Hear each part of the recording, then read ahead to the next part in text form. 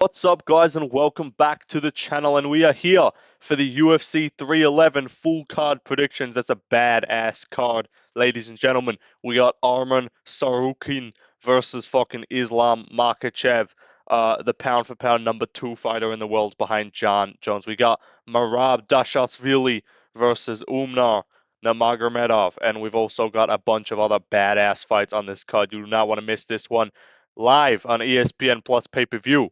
And if I catch you streaming this one, I'm coming for the fucking money, you piece of shit. But yeah, this is a sick card. We're finally back. We are officially back. We were technically back last week, but we are properly back now, well and truly back. And I am well and truly 18 years of age. Finally, I'm no longer a child. So yeah, Rigo, sorry buddy, not interested. Pat Barry, I've escaped you guys, mate. Better luck next time. Moving on to someone else, mate. Good luck. But yeah, I am finally through the mud of being a fucking child. So yeah, that's cool. But anyway, let's start off with the video and let's start off with the early prelims. So, early prelim opener, we got Tagir Ulanbekov versus Clayton Carpenter. Let me tell you about this kid, Clayton Carpenter. He's a fucking bum. I don't even know who he is. No, but Clayton Carpenter's half decent, I guess. He got a finish in his last fight against, I want to say, Jose Ochoa, I believe, or Lucas Rockets. One of those two. One of them fought Lona Kavanagh, one of them fought Clayton Carpenter. I forget which is which. They're the same. Listen to the name Jose Ochoa and then Lucas Rock and tell me they're not just the fucking reskin of the same person.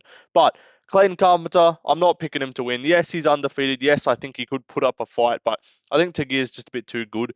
In typical Dagestani fashion, he hasn't fucking fought in a year because he pulled out against Josh Van after missing weight and then also then refusing to fight, even though Van accepted to just take his purse and just be like, all right, fuck you.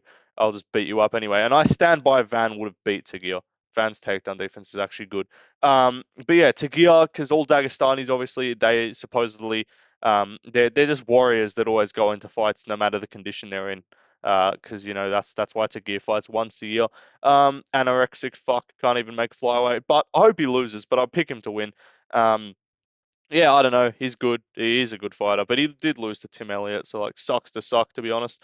But yeah, I don't know. His grappling's pretty good. He's got submissions. He subbed Durden, but to be fair, beating Durden hasn't really aged well. Like Durden got KO'd by Bruno Silva and got whooped up by Josh Van. Like, cool, you subbed Durden. Congrats. But I'll be picking Tagir Ulanbekov. Just like, can you move up to bantamweight, please? Like, you're fucking 5'9". Like, you're like 5'10", and you're not even like Jose Johnson, full anorexic. Like, you have some muscle on you. Like, stop being a fucking weight bully and just move up to bantamweight, bro. Anyway, let's move. Like, bro, Josh Van versus Tagir Ulanbekov. Like, the size discrepancy in that fight would have been retarded. Like, Josh Van could probably fucking make 115 if he trained himself as much as Tagir does to make flyweight. Anyway, let's move on, though, to the next fight. Next up, we got Ricky Turcios versus Bernardo Sopaj. I'm going to be picking Sopaj to win, or Sopaj. This fight was already booked before, and then I think Turcios pulled out, I want to say. I could be wrong, but I'm pretty sure Turcios pulled out. This was booked for the Prates Magni card. You know, we're always going to find a way to include Prates in these videos, even if they've got nothing to do with them. But that is in all seriousness. This fight was booked for that card. It got cancelled. But I do think Bernardo Sopaj is going to win. I just think he's better everywhere. Ricky Turcios is a soy Rigo build lookalike fucking character.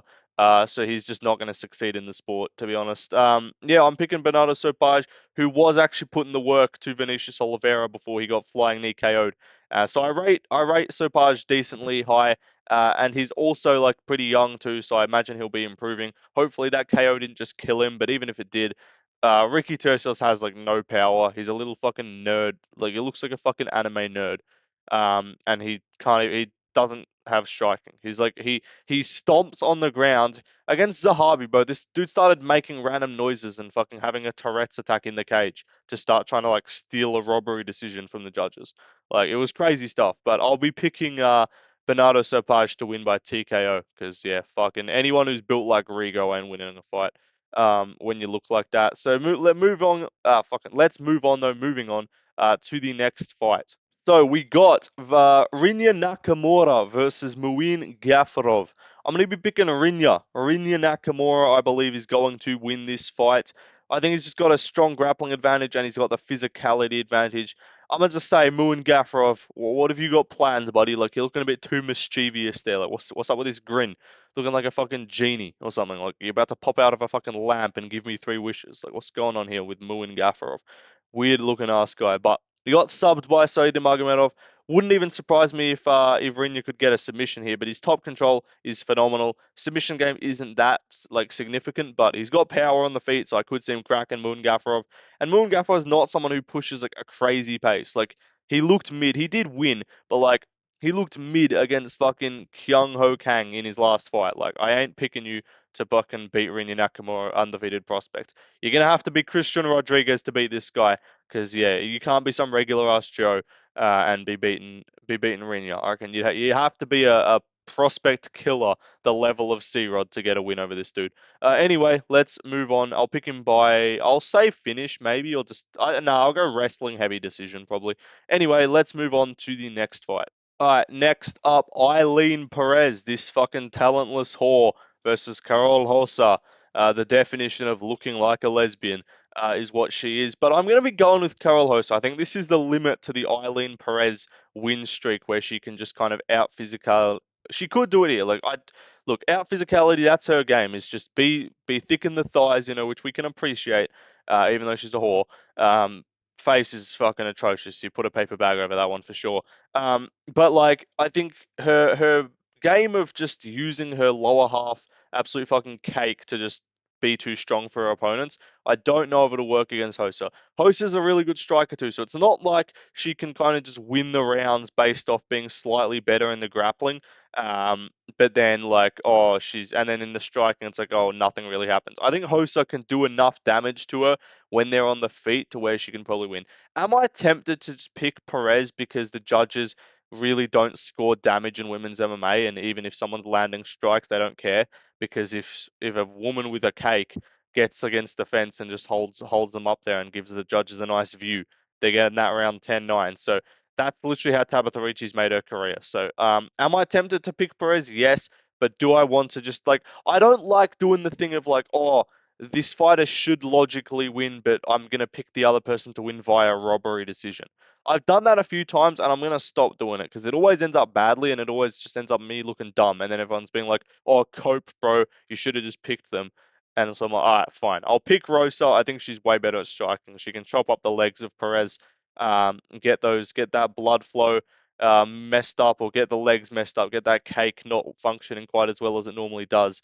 And then even if Perez does get the win, we might see a bit of a half-hearted twerking effort, to be honest. So I'm gonna pick Rosa to win. I think she's a favorite for a reason. Anyway, let's move on though to the next fight. Next fight. This is actually one of the better fights of the card, if I'm being honest. We got Carlos Diego Ferreira versus Grant Dawson. I'm actually really intrigued by this one.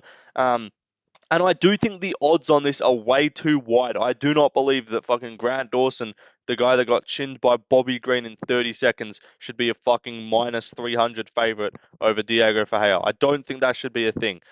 So betting odds wise, would I fucking bet on Grant Dawson? Absolutely fucking not. But I do think he's going to win. If I have to make a prediction and we're going to ignore odds, then I'm going to be picking Grant Dawson. I think he's just too physical, and we have seen Diego Ferreira, although his jiu-jitsu and his grappling is great, we did see him look great in the grappling against Rambetsky in his last fight. Again, that was like 8 months ago by now, or 7 months ago, whatever. This dude's just never really staying active. He fought Michael Johnson, KO'd him, took a year off after that. And he's going to be 40 years of age on fight night. Like, I just can't trust a 40-year-old. While yes, he does have power. Like, I don't think KOing Michael Johnson equates to you having like crazy power. Like, Michael Johnson just gets randomly chinned. That being said, Grant Dawson also does appear to be a guy who gets randomly chinned. But Grant Dawson, I just think is too physical. We've seen Gregor Gillespie have a lot of success against this dude. We've seen Gamrot have success against this dude. Like, he gets out physicality a bit. He can get out wrestled a bit. So that's what I believe. I think Grant Dawson can do good enough here and not think he's good at striking, Grant Dawson knows his role. He knows he's not a striker. I think after that Bobby Green KO, he is going to be firmly in crotch sniffing mode for the rest of his fucking career. And I think that'll be especially prevalent in this fight. He looked great against Rafa Garcia too, who's not a great fighter, not anywhere comparable to CDF, but is like it's a bigger guy. It's a kind of chunky dude, probably like got a bit of physicality to him, and he just ran straight through him. So I think if Grant Dawson can get on top, I think he can punish Diego Ferreira, do damage. I do damage at 170, yeah. Do some damage, get on top, beat him up. And I just don't know if the body of Diego Ferreira is going to hold up. I could see him getting injured in this fight. I could see him getting a rib injury, which happened against Gamrot, I believe. I could see something like that, of similar to like a Holland Delidzi. Like, I don't know, I just don't rate. I don't think his physicality, I don't think his like body can hold up in a real high pressure grappling fight at this point in his career. I'm going to be picking Grant Dawson by decision. Let's move on, though, to the next fight. Cedricus Dumas versus Zachary Reese. There's not a lot to this one. I am going to be picking Cedricus Dumas to lose. I don't know why I said his name first. I'm going to be picking Zach Reese to get the win here. I just don't rate Cedricus Dumas at all. He looked fucking terrible against Cody Brundage. I mean, he looked mid. He lost to Josh Fremd. He got finished by Nasultan Ruzaboev. He took Abu Azaitar to a decision. Like, nothing in this dude's career is telling me he's going to look good against anyone good. Anyone with physicality, anyone who's actually got an ounce of talent or athleticism. This dude's beating like unathletic bums slash non-fucking full-time, like part-time fighters is who he's beating, right? I don't think Zach Reese is a part-time fighter, and Zach Reese is definitely someone with athleticism, with a bit of testosterone, which is crazy to say that someone having testosterone is a notable thing in MMA, but it is because there's people like Ricky Turcios, aka Rigo. So yeah, I want anyone, guys, leave a comment on Rigo's next video. Just say good luck with your fight this weekend against Bernardo Sopaj, because the resemblance there is remarkable. But I'm sure Ricky Turcios is a great bloke. Sure, he doesn't message minors. It's fine. I'm sure he's in the good books of the legal system. But anyway, let's move on. Zach Reese, I think he's going to win by finish. I think he KO'd Julian Marquez, which is not a great win, but it's decent. Yes, he did get slammed by Cody Brundage. Yes, that's not the best look, but it's not like he got dominated or KO'd on the feet. It's like he was going for a submission. He was about to get a submission, and then boom, he gets fucking slammed on his head. That card was on crack. There was already another slam KO on that card, so I don't think it means that much. I think he wins. I think he's just better at striking. He's more physical. I don't see Dumas really being able to take him down or outstrike him. So yeah, I think he'll lose. Anyway, let's move on to the next fight. Next up, we got Bogdan Guskov versus Billy Alekana. I'm going to be picking my guy, Bogdan Guskov. If you guys don't know already, he's a fan favorite of the channel. I've made an edit of this dude that probably gave half of my viewers epilepsy. So yeah, go back and watch that on my YouTube shorts. You should be able to find it. But I am going to be picking the Bog man to win here. He was going to chin Johnny Walker. That would have been phenomenal. And we could have just kept doing this, doing Bogdan Guskov against Anthony Smith opponents. He already KO'd Span 3-0 against him, of course. But I don't know, like, it's tough. Walker pulled out. I would have liked to see like a Ming Yang Zhang or a Krylov even, or a Rakic. Not a Rakic, that's a bit too high. But Rakic is coming off losses, so like even that. But I would have liked to see a higher ranked guy, maybe a Jacoby Smith, even like a Roman Dolidze stepping up and taking a short notice fight at light heavyweight, which he's already done. But I'm going to be picking Gushkov. I'm going to be completely real with you. I've watched zero Billy Alakanina tape. This dude's a bum. Some random fucking Samoan dude. Looks like the type of guy you see down at your local fucking fast food store. Seems like a friendly guy. He's like the guy that you call. Him and his friends, or him and his family, you call around to try and get him move a heavy object. Like, this is the type of guy he's look like. Him and fucking Justin Taffer and some of those other blokes, and Mark Hunt. Yeah, they're at the barbecue. You be like, yo, can you just help us move this real quick, lads? They're like, yeah, no problem, man. I don't know what the fuck that was, but yeah, I'm going to be picking Bogdan Gushkov to win pretty comfortably. Anyway, let's move on to the next fight. Next up, we've got Jailton Almeida versus Sergey Spivak. He's a great. I'd love to fight him. Well, I'm going to be picking Almeida to win here because I just think he's better than Spivak at grappling overall. He's more athletic. He's going to be quicker in the scrambles. And Spivak's not a guy that we've seen push a pace at all, really. I don't think Almeida's getting subbed here, and Spivak's also not a fucking thunderous power puncher or someone with the like threat of a Curtis Blades where he could potentially get finished. So I think Almeida, he's the fat man strangler, he's the cow tipper, he does this to anyone with a BMI of over 25, and I think Spivak, he's not fat, but he's got some tub on him, so I reckon he fits the bill. I reckon this is prime for a Jailton Almeida round two TKO due to ground and pound. Against the guys who aren't quite as easy to submit, he kind of just tends to go ground and pound. So I think Spivak's pretty wary to the submission, but I don't think he'll be able to stop the finish on the ground. So I'm going to go Jailton Almeida TKO on the ground, raining down some shots, kind of gets him down, is just too strong, like too physical on top. Maybe Spivak has some moments where it's like, oh, hang on, maybe this fight gets a bit boring for a hot minute, and just, I know that's a crazy take, but like maybe this fight gets a bit boring, kind of clinching up against the fence, doing a whole lot of nothing. But at the end of the day, I reckon Almeida's going to find a finish here, as he's done in pretty much all of his fights. Moving on though to the next fight. We got Ione Barcelos, I should say. Sorry to the Brazilian viewers. Right lane, I apologize. But also he's fighting Payton Talbott.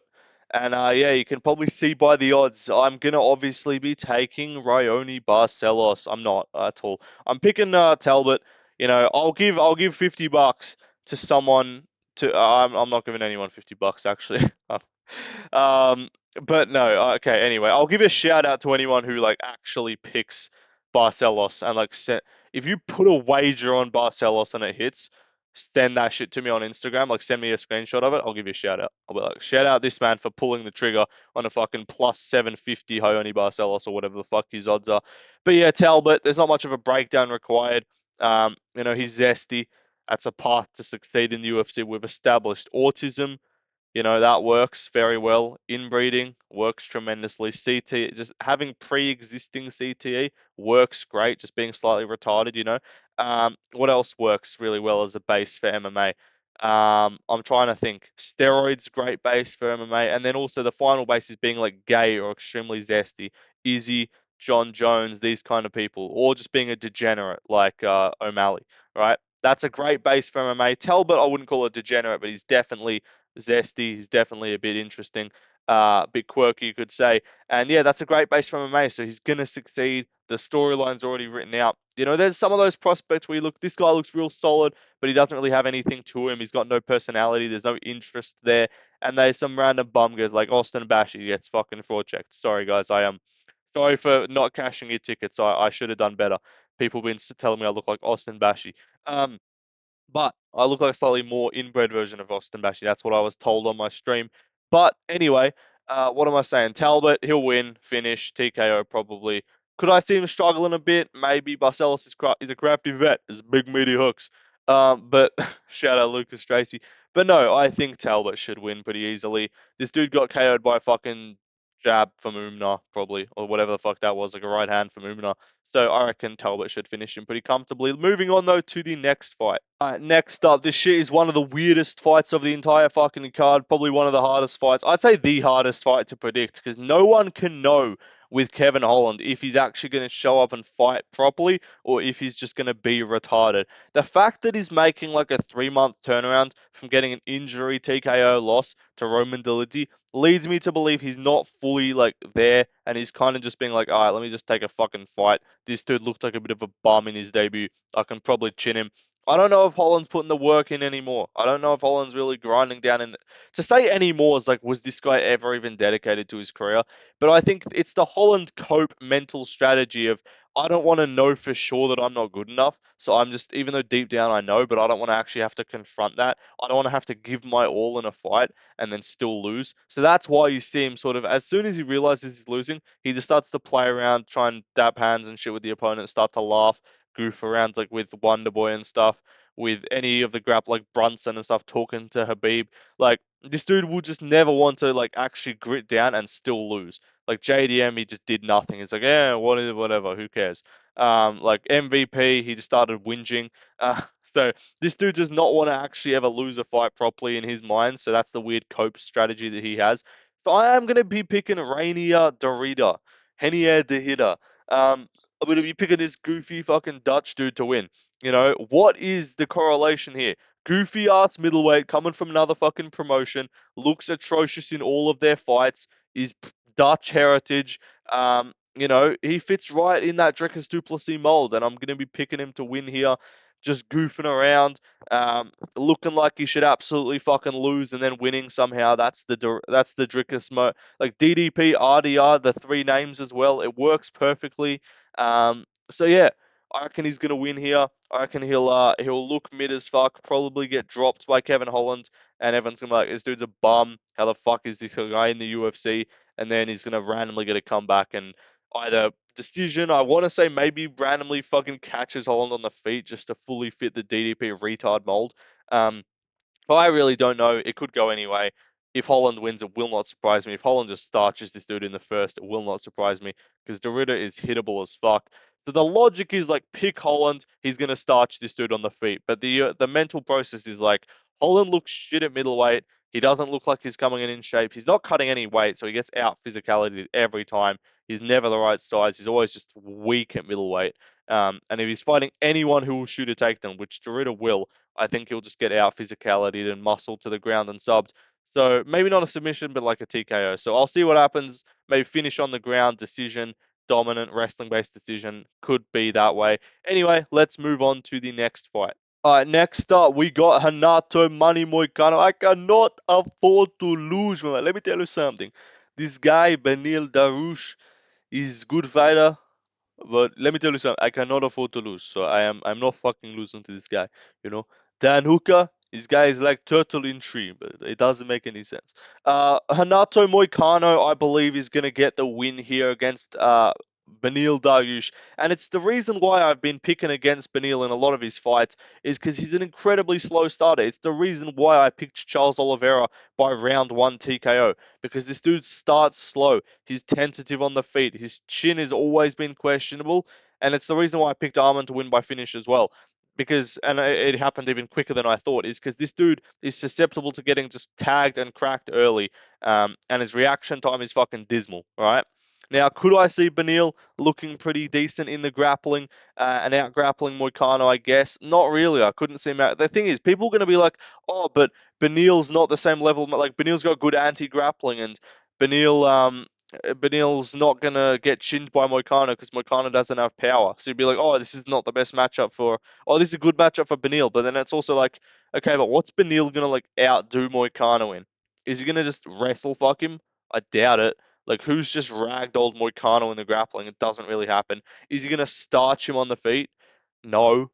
Like, the only guy this dude's fucking starch on the feet is Bums. Fucking best fighter is KO'd on the feet, unless I'm bugging, that I can remember off the top of my head, is Drakkar Close when he got rocked first. Drakkar Close is not known for to be a power puncher. Um, but I don't know, Moicano, I think he's just better everywhere. Benil, this is going to be over, like, this is going to be like 13 months off for him as well. Who knows if he's in the. He knows deep down he's not getting a title fight anymore. You know, he was devastated after those two losses to Oliveira and Arman because he's like, I worked so hard for these you guys. Like, he worked so hard to get a title shot. He beat Gamrot, and people might point to that and be like, oh, he could do that to Moicano. I don't think he can. I think Moicano's a slightly more technical striker than Gamrot maybe. But even that, like, I think Gamrot came in with the wrong game plan of just like, I'm just gonna fucking shoot every single second and just fail takedowns, and then Benil was able to reverse him and stuff in the grappling and look good there. I don't know. I think Moicano's fight IQ is good. This dude beat BSD and fucking pulverized him with a broken collarbone. Now, am I worried about a turnaround, maybe an injury? I don't think it's that quick of a turnaround, but I just rate the activity. Like, bro, since Benil, this dude's fought 3 times. Like, he's fought wait, three? Yeah, he's fought Doba, Turner, and BSD in the time that Benil has been taken off. Like, I rate that activity. I rate momentum. I think he gets it done. I think he gets it done early. I reckon we see him. We've been seeing a lot of Moicano grappling based wins. I think we see Moicano tag him and crack him and put him away on the feet. I reckon Benil's going to just be completely washed and tentative early, not really know what he's doing, feeling out process, and then bang, cracks out and just like tags him, wobbles him, gets finished. Maybe club and sub I could see. But a decision wouldn't surprise me either. But I am going to be picking Moicano to win. Money Moik cannot afford to lose. Moving on though to the next fight. All right, next up, this is the big one. This is the most anticipated. non-title fight of the year so far. I would say this is the one that's got the fans nervous because we all want to see, or I speak for pretty much everyone. I think I speak for everyone watching this video right now. Let me know in the comments. Do I speak for you? Type in the comments says left lane speaks for me if you agree. But I do think everyone wants to see Jamal Hill get fucking flatlined out cold again, and for the cope to just be reduced to nothing and he not be able to talk at all. Because if he beats Jiri, the cope and the fucking annoying rants and the fucking I told you so, even though this guy still got KO'd by Ferreira and has embarrassed himself, the cope will be undeniable and it will just be like, oh my god, can you shut the fuck up? Because he'll be like, I told you, standing, I will knock him out. Like, bro, can you shut the fuck up? So yeah, Jamal Hill, big black fucking dumb IQ retard man, displaying the traits of why IQ maps show the statistics that they do.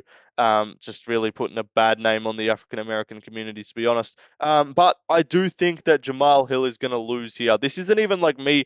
First of all, I just don't want him to win, so I'm not going to pick him because I don't want my pick to be right and then me to be like kind of happy that my pick was right. Like I want to be happy that my pick is right.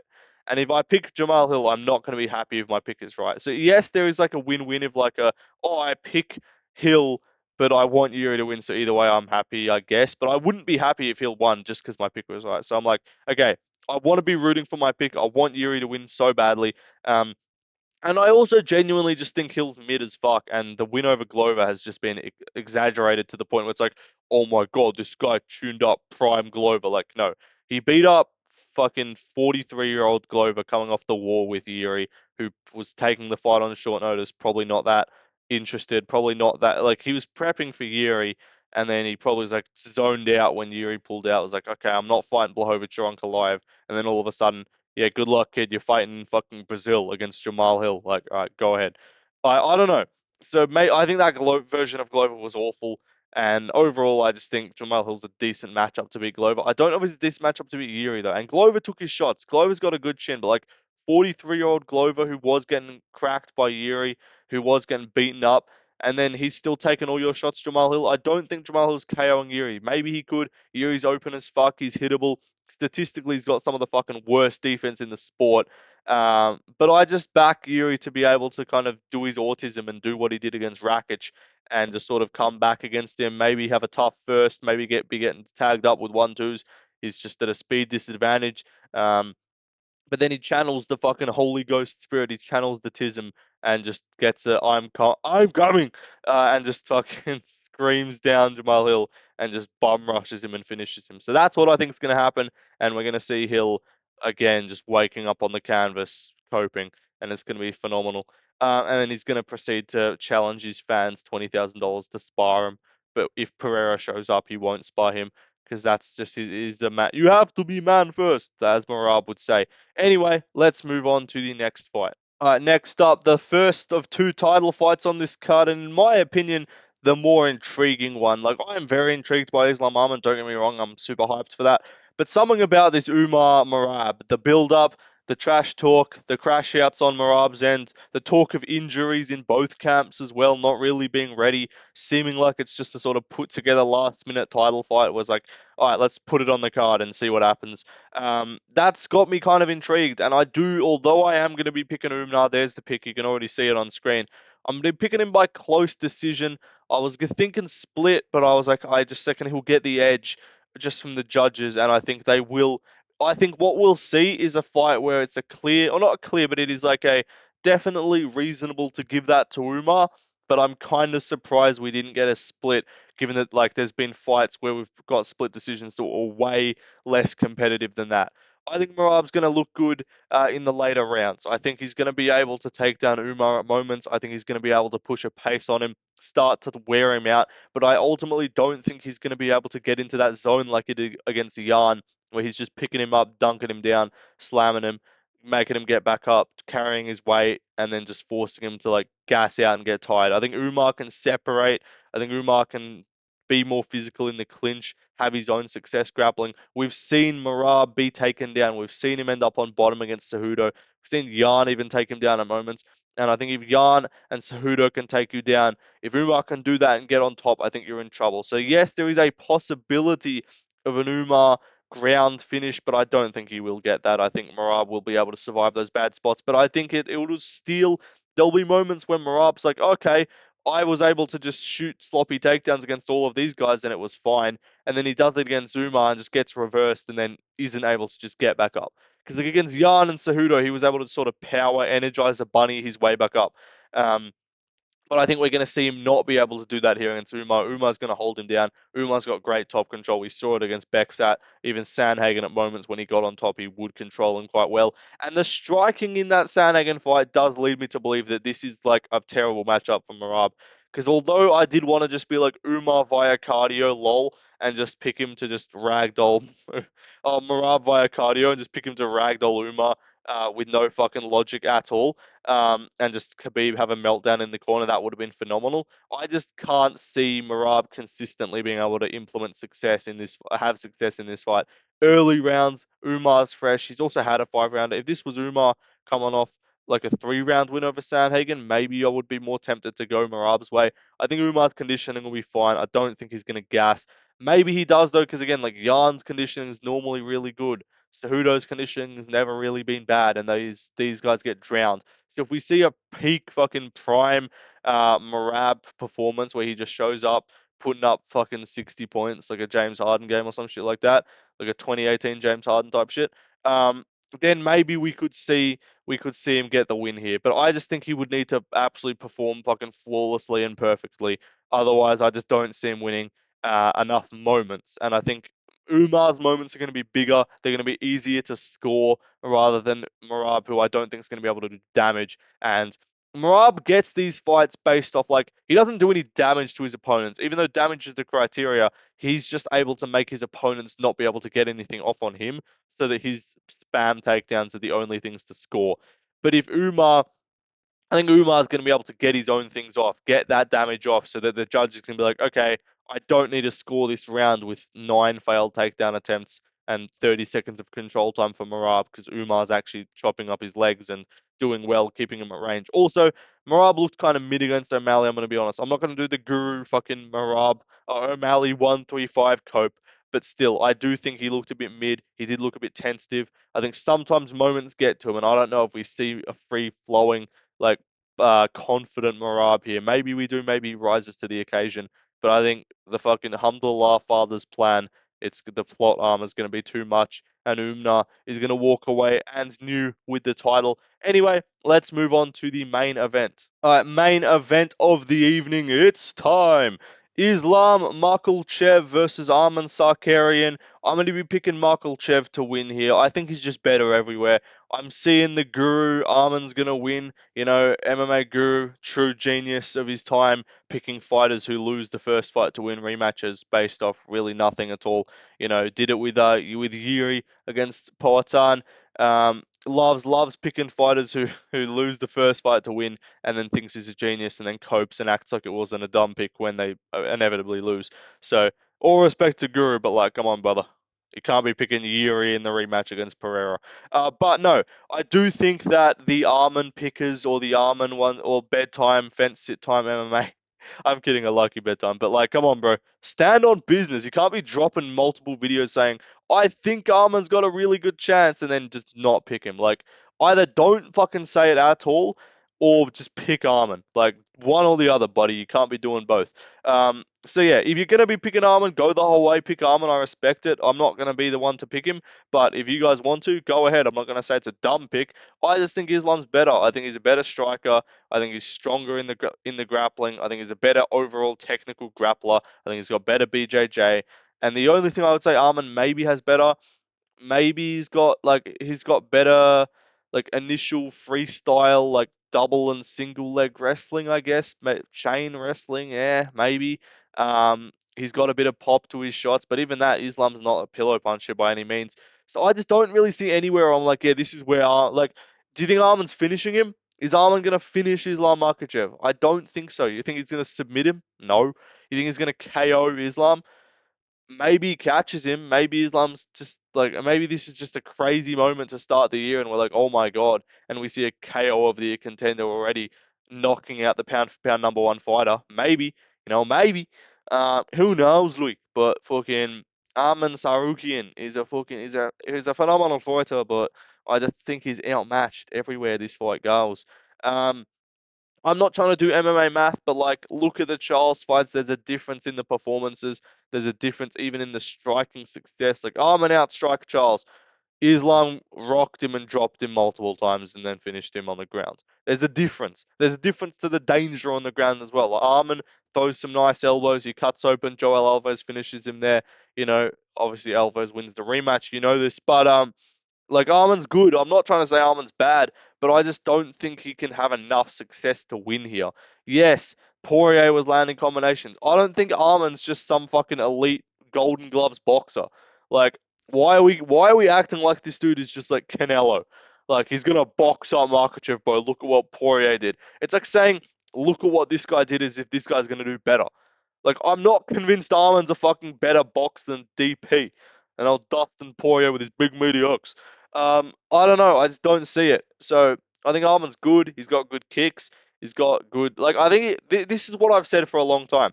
Arman's style has the ability, if they fight 10 times, to make all 10 fights pretty close. Maybe one of them's dominant for Islam. Maybe Arman wins one of them. But the other 8 or 7 are all pretty close fights, 49, 46, 48, 47 for Islam. Right? I think Arman's style can make an Islam fight competitive every time. But what I will say is I don't think his style has the capability to really outright beat Islam majority of the time. Do I think Oliveira's style has that ability? I don't think it has the ability most of the time, but I think Oliveira has more of the potential to beat Islam by a finish because I don't think you're beating Islam across the cards. I think you got to catch him with something. I think if you're going to beat him across the cards, it had to be a Volk performance, but even more perfect than what Volk did. Um, so I don't know. I just don't see Arman having enough success to really like to hurt Islam badly. His arm, like, is rocking and is finishing Benil Dariush, like, respectfully. Is KOing washed Benil Oliveira's leftovers indicative that you have KO power? Like, he was not wobbling Oliveira. He was landing. He was outboxing him technically. I don't think he's just gonna technically put a fucking kickboxing masterclass on Islam, and I don't think he's just gonna put a grappling clinic on him either. So I think Islam wins.